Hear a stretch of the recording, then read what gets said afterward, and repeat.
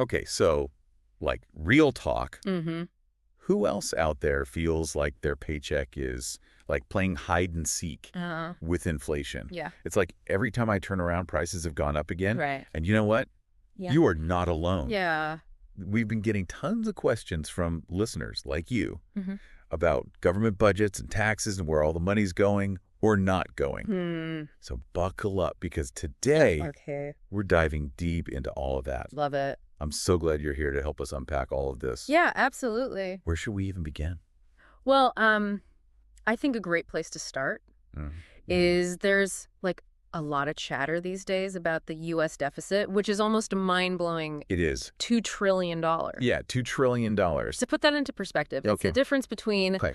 what the government brings in Okay. through taxes Mhm. and what it spends. Yeah. And right Mhm. now, Yeah. that gap is massive. $2 trillion? Yeah. I can barely even grasp what that even looks like. Yeah. I mean, it sounds like a recipe for disaster.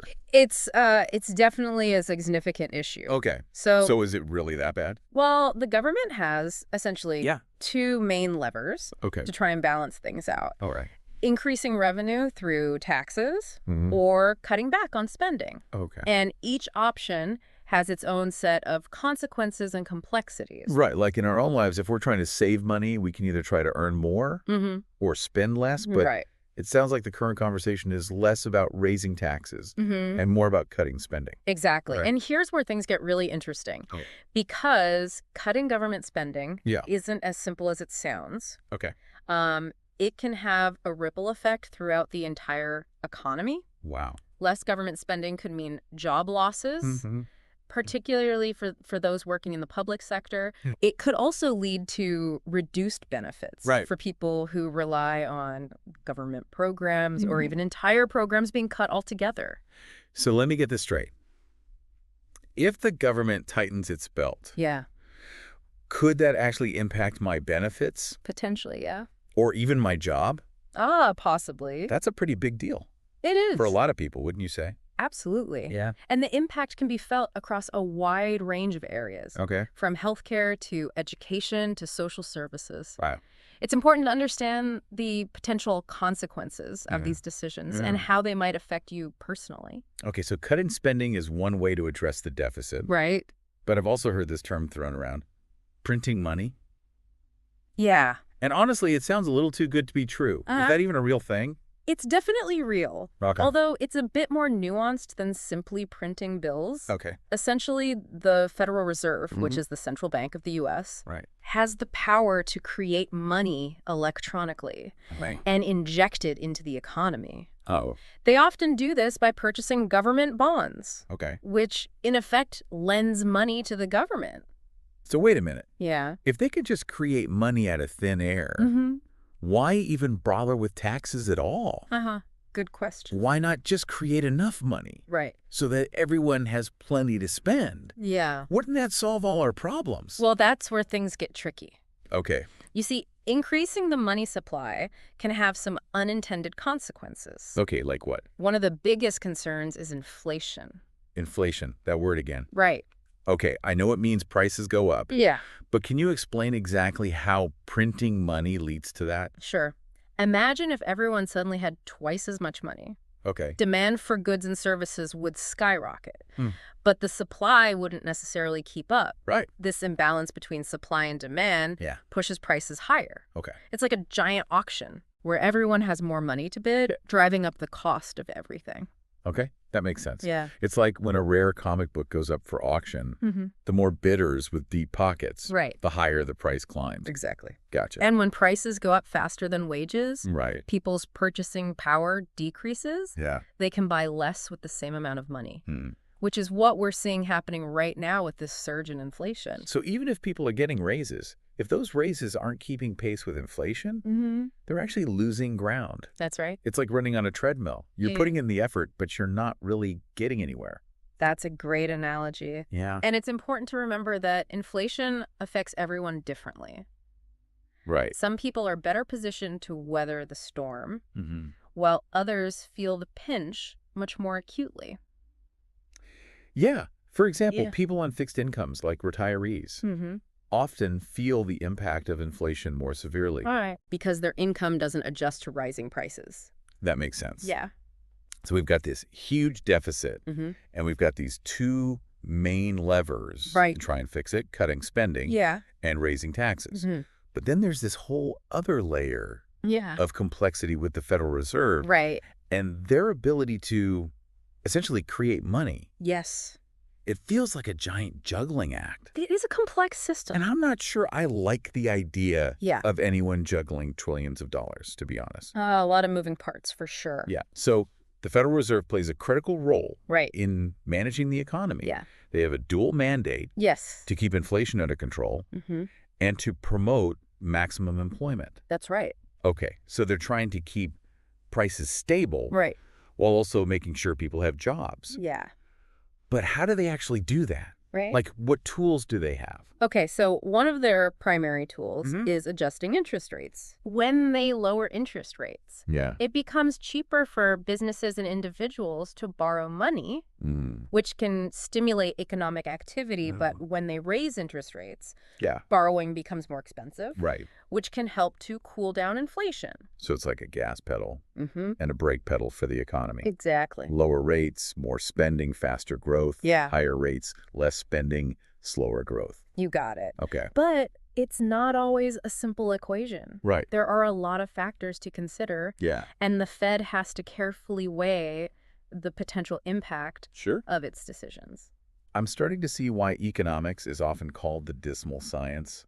It's not just about numbers. Right. It's about people's lives and livelihoods. Absolutely. And that's why it's so important to Mhm. have these conversations and Mhm. try to understand the forces at play. For sure. Because at the end of the day, Yeah. economic policy decisions have real-world consequences for all of us. Okay, so we've talked about inflation, Yes. the deficit, the Fed, Mhm. and all these different levers and tools. Right. It's a lot to take in. Yeah.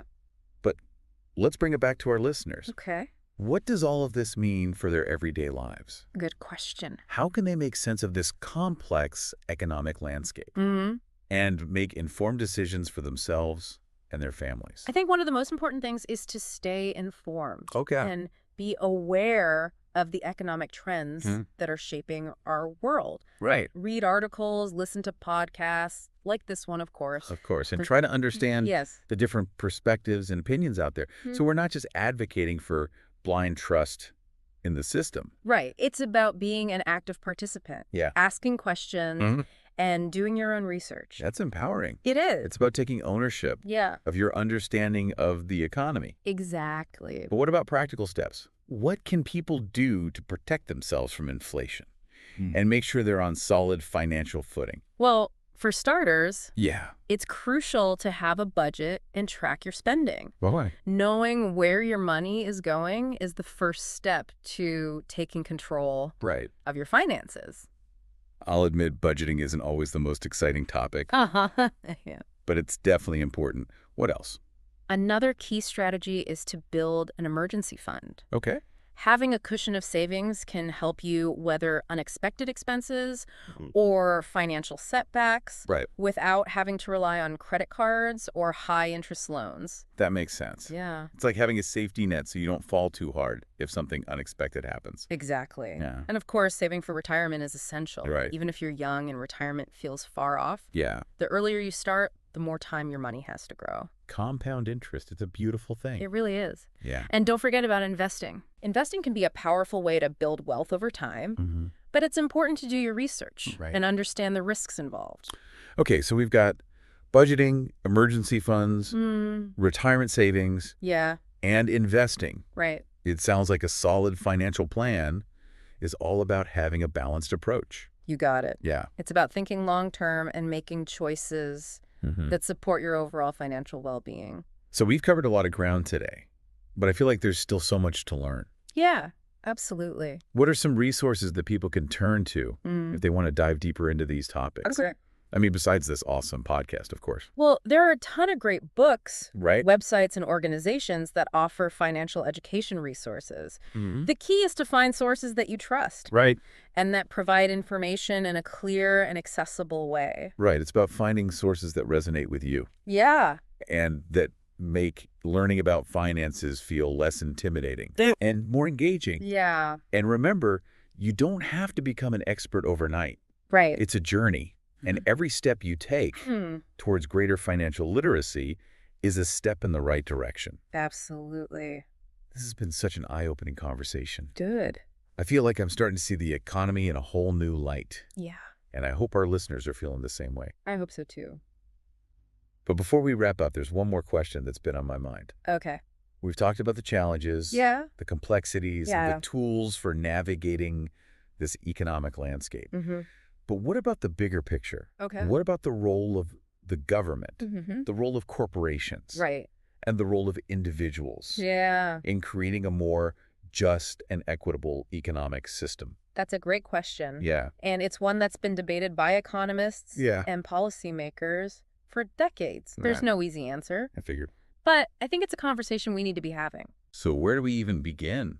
Well, I think it starts with recognizing Okay. that the economy isn't some abstract force. Right. It's a system that's shaped Yeah. by human choices and decisions. Yeah. And we all have a role to play Right. in creating an economy that works for everyone, not just a select few. That sounds like a call to action. It is. But what does that look like in practice? Mhm. How can we as individuals make a difference? I think it starts with being informed and engaged citizens. Okay. Vote for leaders who prioritize economic policies that benefit all Americans, Right. support businesses that treat their employees fairly Hmm. and operate ethically, Yeah. and advocate for policies that promote economic opportunity Right. and mobility for everyone. So it's about using our voices and our choices to create a more just Exactly. and equitable economic system. It is. Yeah. And it's about remembering Yeah. that we're not just consumers, we're Right. citizens. And we have the power to shape the world we want to live in.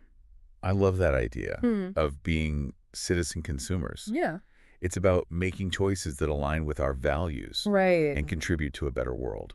Sure. It feels like we've been on this incredible journey exploring the inner workings Yeah. of the economy. That's a big topic. But as always, we're just scratching the surface. Yeah, there's always more to learn. Yeah. Absolutely. I have to say, I'm feeling a lot more informed Good. and, dare I say, even a little bit empowered. That's great. It's not about being intimidated by the economy. Right. It's about understanding it so we can make smarter choices Yeah. for ourselves and our communities. Exactly. Knowledge is power. Right. And the Yeah. more we understand about how the economic system works, Yeah. the better equipped we are to navigate it effectively. So as we wrap up this deep dive, Okay. what's one key takeaway you want our listeners to remember? Let me think. What's that aha moment Yeah. you hope they'll have? If there's one thing I want our listeners to walk away with, Yeah. it's this. Don't be afraid to engage with the economy. Okay. Ask questions, challenge assumptions, Mm-hmm. and don't settle for simple answers. Right. The economy is a complex system, Yeah. but it's not beyond our grasp. It's about being proactive, right? Yes. Not just sitting back and letting things happen to us, Mm-hmm. but actively shaping our own financial futures. Right. And contributing to a more just and equitable Absolutely. economic system for everyone. Yeah, and remember, even small steps can make a big difference over time. So true. Whether it's setting up a budget, Mhm. starting an emergency fund, Yeah. or simply educating ourselves about economic issues. Right. Every action we take moves us closer to a more secure and prosperous future. And as we've discussed, Yeah. it's not just about personal financial well-being. Right. It's about recognizing our interconnectedness and working together Yeah. to create an economy that benefits everyone. Well said. This has been such an insightful and inspiring conversation. Good. I'm glad. Thank you so much for joining us on this deep dive Of course. Thanks for having me. and for sharing your expertise. My pleasure. And to all our amazing listeners out there, thank you for tuning in. Yes. Thank you. We hope you found this episode informative and empowering. Absolutely. Don't forget to like, comment, and share this episode with your friends. Yes. Spread the word. Let's keep the conversation going and continue to learn and grow together. Couldn't agree more. Until next time, stay curious, stay informed, and stay engaged.